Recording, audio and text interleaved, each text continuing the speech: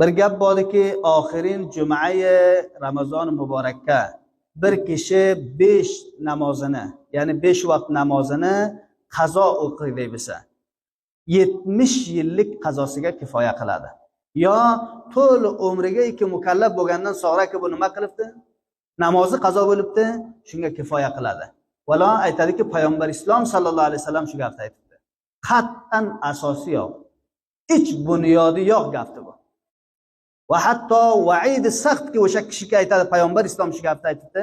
Nabiy sallallohu alayhi vasallam aytdilarki, man kazaba alayya mutaammidan, kasiki yolg'onda menga nisbat bersa, bir gapni aytadiki, aytadi qola Rasululloh sallallohu alayhi vasallam, muborak payg'ambar islom shu gapni aytgan deydi. Darholiki Rasul Xudo aytganlari yo'q. Bu yolg'onni payvand berdi va istiloh yolg'onni nisbatini berdi Rasululloh sallallohu alayhi vasallamga. Jazosi nimadi? Falyatabawwa maq'adahu minan nar. Joyini jahannamdan o'zi omoda qilsin. Aql inson ham shuni qabul qilmaydi.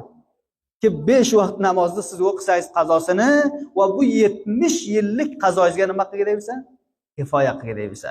Lihozo oxirin jum'aye Ramazon muborak mana shu ro'zda shunga marbut payom ediki, u javonimiz bizlarga payom qo'yib edi, sizlarga ham sharik qildim. Beasos gapdi, bunyodi yo'q gapdi, va islom azizga bir tuhmatdi. Hech qaysini